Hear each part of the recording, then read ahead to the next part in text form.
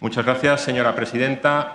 Tengo el honor de defender, en nombre de Ciudadanos, una reforma de la Ley 4/1995, de 21 de marzo, de la Agencia Madrileña de Tutela de Adultos, que tiene como principal objetivo hacer mejor la vida de los tutelados madrileños.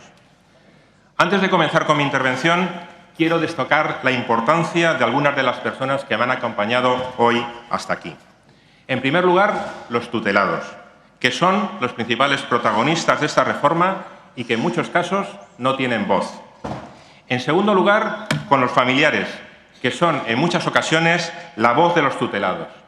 Y entre ellos, Julita Gómez Salas, que como tantas otras veces cuando hablamos de la AMTA, nos acompaña hoy.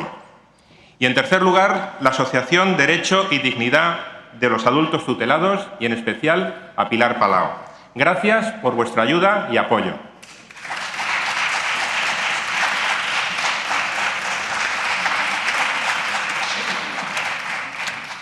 La pasada semana celebramos el 68 aniversario de la Declaración Universal de Derechos Humanos de la ONU y hace solo 2 días la Convención de Naciones Unidas de Derechos de las Personas con Discapacidad, que cumplió 10 años. De eso va esta proposición, de derechos humanos, de avanzar en la promoción, protección y aseguramiento del goce pleno y en condiciones de igualdad de todos los derechos humanos y libertades fundamentales de las personas con discapacidad, de respeto a la dignidad, a la autonomía individual, a la libertad de tomar las propias decisiones e independencia de estas personas, de todas sin ninguna clase de distinción. Durante esta primera mitad escasa de legislatura han sido numerosas las iniciativas que mi grupo ha presentado en relación a la AMTA. Ustedes se preguntarán, ¿por qué nos parecen tan importantes los adultos tutelados? Fundamentalmente porque son personas como nosotros, señorías. Personas con una discapacidad a la que les acompaña una declaración de incapacidad, ahora denominada modificación de la capacidad de obrar, que persigue su protección jurídica, pero que limita su autonomía personal. Personas que son inteligentes, sensibles, pero que tienen un problema, que necesitan que alguien les sustituya o les preste alguna clase de apoyo para realizar las tareas de su vida cotidiana. Y lo más importante, son personas que muchas veces no tienen quien les defienda. Ni siquiera tienen derecho a votar, como luego veremos en la proposición de ley socialista que debatiremos a continuación.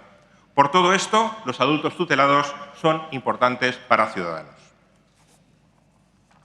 Dicho esto, también creo obligado dejar claro el modelo de atención a la tutela de adultos que defendemos en Ciudadanos.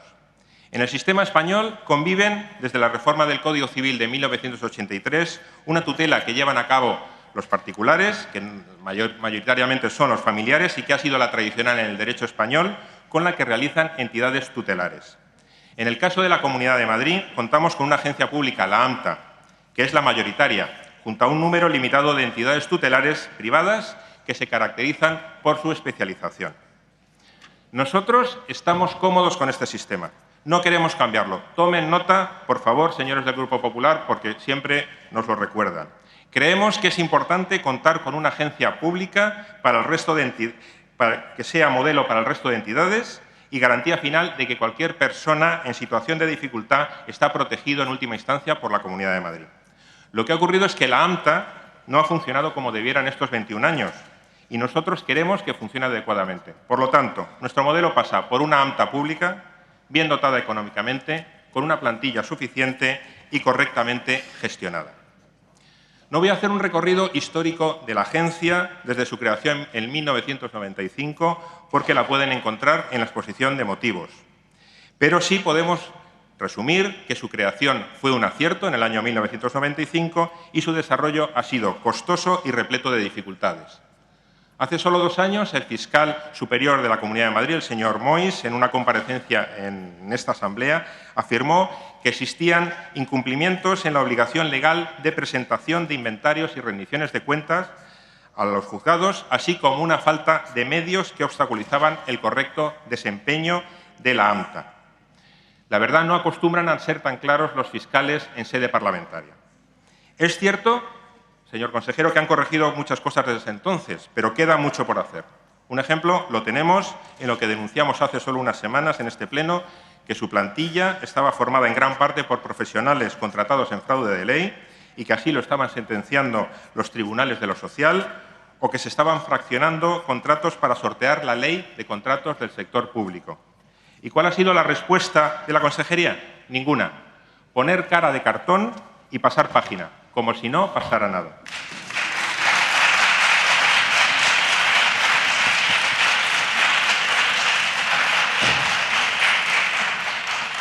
Según la ley, usted, señor consejero, ostenta la presidencia del Consejo de Administración de la ANTA, aunque la pueda delegar. Y con el objetivo de hacer una ANTA mejor es por lo que presentamos esta proposición de ley.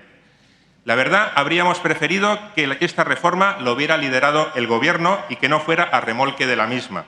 Por eso presentamos en el mes de marzo una PNL con medidas concretas que salió adelante con los votos de la oposición y con el voto en contra del Grupo Conservador de esta Cámara. Tres meses después, el señor consejero me confirmó en pleno que no tenía ninguna intención de poner en marcha la PNL porque una PNL no era vinculante para el Gobierno. Por eso ya le advertí entonces que si no ponían en marcha de manera voluntaria la PNL, les obligaría mediante la presentación de una proposición de ley, que es la proposición de ley que hoy traemos a este Pleno. Una proposición que registramos en septiembre y que hasta hoy ha tenido que superar todas las trabas que ha puesto el Gobierno. Trabas legítimas, por supuesto, pero trabas.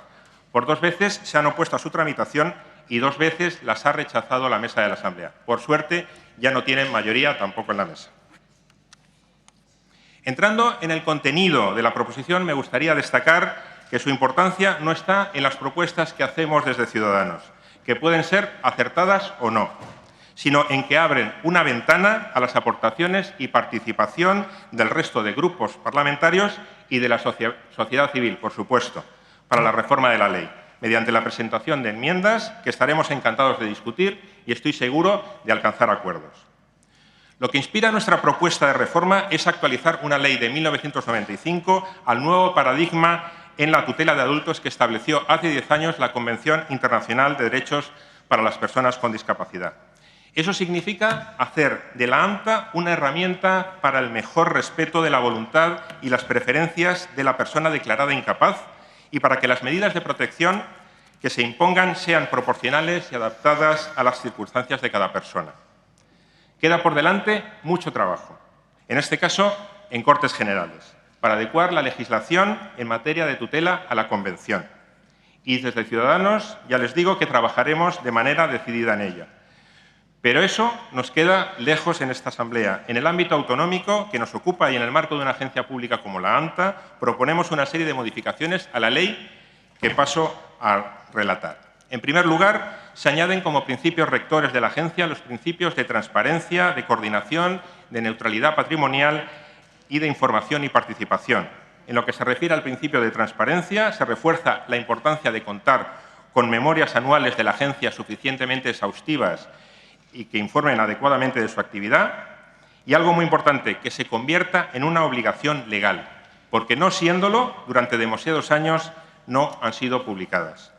También es importante la elaboración de un código de buenas prácticas, que, respetando el criterio profesional de los profesionales de la agencia, oriente su actividad en los ámbitos personal, jurídico y patrimonial, asegurando su difusión, además, entre los profesionales de la agencia y los propios adultos tutelados y sus familias.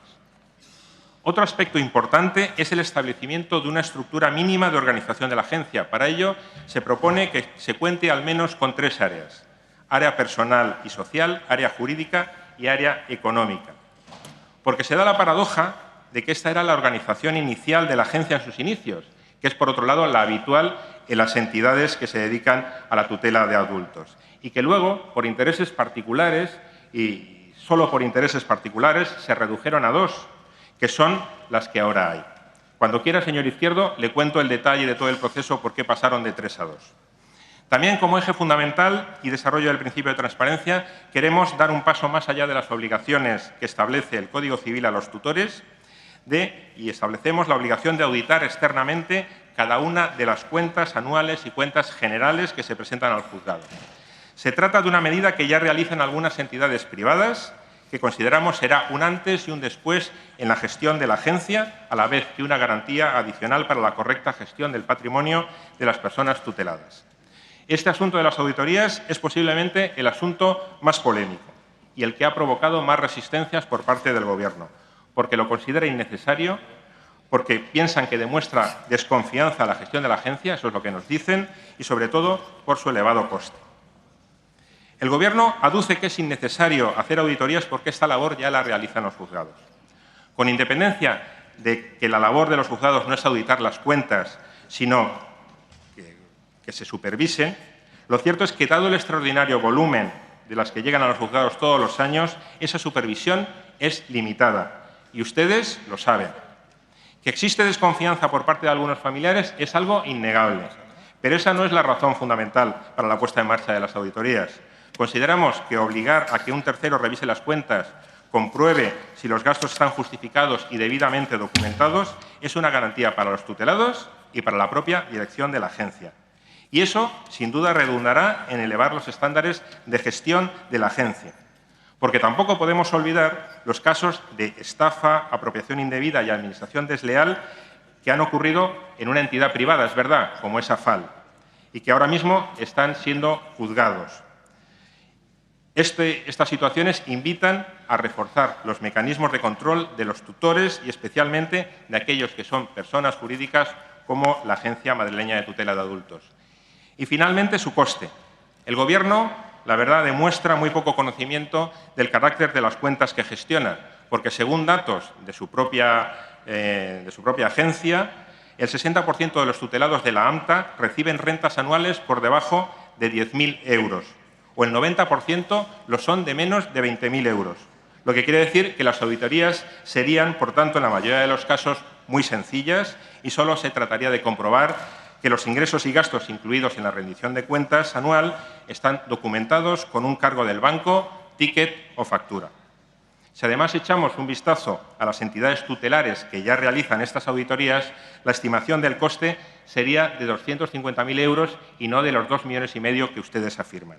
Un coste que consideramos asumible y que produciría retornos muy interesantes a la agencia y a la atención de los tutelados.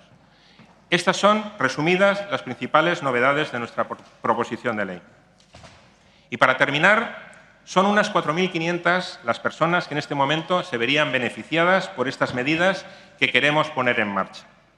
A algunos le puede parecer una cantidad pequeña, pero debemos tener en cuenta que las sociedades más avanzadas, también las más decentes, se definen especialmente por cómo tratan a sus ciudadanos más vulnerables. Por esa razón, espero su apoyo a la toma en consideración de esta proposición de ley y que tengamos la oportunidad de conseguir tener una ley del siglo XXI que sea acorde con la Convención de Derechos de las Personas con Discapacidad. Muchas gracias. Gracias, señoría.